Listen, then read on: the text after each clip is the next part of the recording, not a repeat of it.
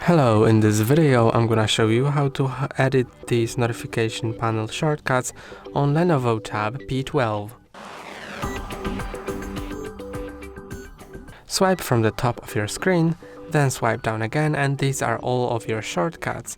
To add more or remove some of those or rearrange them, click on this edit button here, and these ones are the added ones. And below this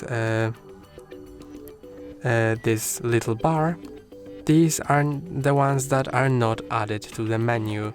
So for example, if you want to add VPN, drag it to a desired place, then release, and you can see it's gonna be between D and D and screen record.